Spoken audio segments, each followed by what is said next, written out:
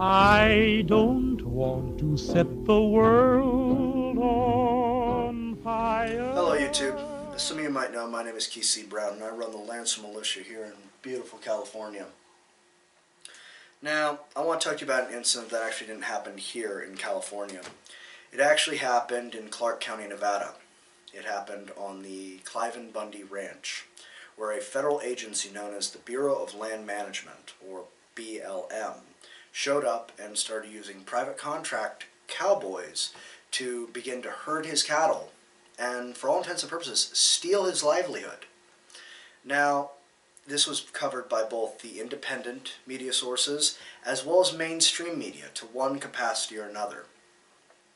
But I don't really want to talk about the law issues here, as two judges were filing injunction against him using this public land for the safety of the desert tortoise, or the fact that he hasn't paid his grazing fees to the federal government for nearly 2 decades. I'm not really interested in talking about that.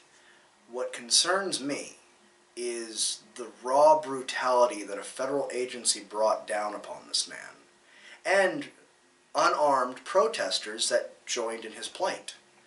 I mean, Bundy himself makes the claim that he has preemptive rights to the land, the use of the land, as his family has been using it for nearly 150 years. And that he doesn't have a contract with the federal government, therefore he won't pay to a grazing fee to the feds, although he will pay to the state of Nevada. Now, I don't really care about these add-ons. What I care about is the fact that, as you can see in some of the footage, if you look up the ranch riot or the Bundy Ranch rebellion, just the level of brutality that these, federal thugs brought into play. I mean, they had snipers posted around the Bundy Ranch, trained on making sure, whatever they were going to do. Not to mention you had men in full tactical apparel, just generally acting like nuisances. You can look at some of the footage, and it shows that at one point a 57-year-old woman, who I believe is Bundy's sister, is thrown to the ground by one of these agents, quote-unquote, for her protection. I mean, it looked like a football line tackle. And then you have what happened to his son, where he was attacked by a canine unit, he kicked in defense, and then subsequently was tased at least 2 times. Now, this is frightening to me.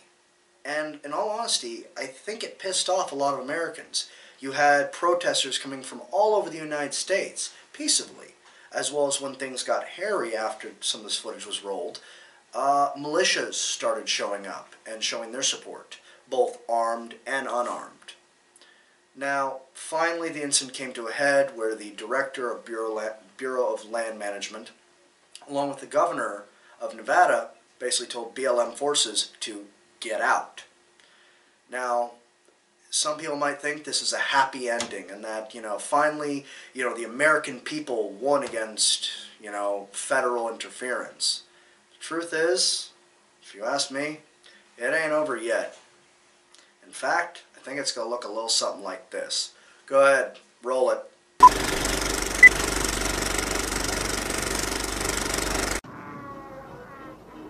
I think we better get indoors. The Sand people are easily startled, but they'll soon be back, and in greater numbers.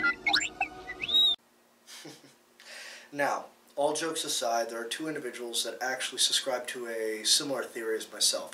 One is Senator Ron Paul, and the other is the founder and leader of the Oath Keepers, a man by the name of Stewart Rhodes.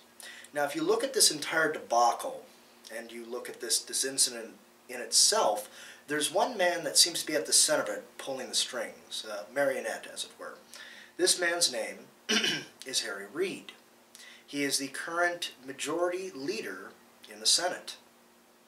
It's interesting to note that his son is a representative for ENN Energy, which is a Chinese energy company that's supposedly doing dealings in Clark County. It's also frightening to note that his former advisor, chief advisor, is now the deputy director of the Bureau of Land Management. So this gives him the ability to send out forces on a federal level, and it gives him a reason to send out forces to steal this man's land. And I'm not much into conspiracy theories, but it is sort of frightening, and it sort of adds up that maybe this really isn't about tortoises. What's also interesting to note is that he himself has in fact said that, well, it's not over. In fact, I'd like to play that clip. So go ahead, roll it. Is there anything you would like to say about what's going on down south with Clive Bundy and the BLM? Well, it's not over. We can't have an American people that violate the law and just walk away from it. So it's not over.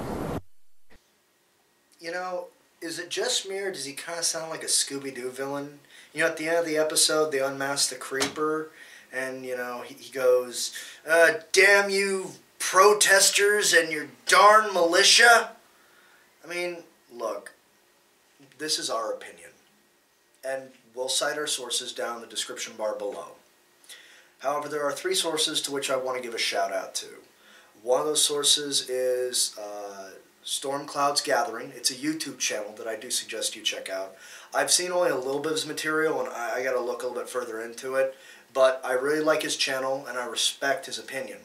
The other one is RT News. We'll make sure to link in the description bar the news article that we took to validate our opinion. And the final one is the Las Vegas Sun, singular. It is a daily newspaper for Clark County. We have other sources that we'll put down there. Now, if you agree with us or disagree with us, regardless, go ahead in the comment section down below and let's start a dialogue back and forth. And if you like what we're saying, I suggest you subscribe, or, well, if you really do like us, make sure to go ahead and that like button, you know?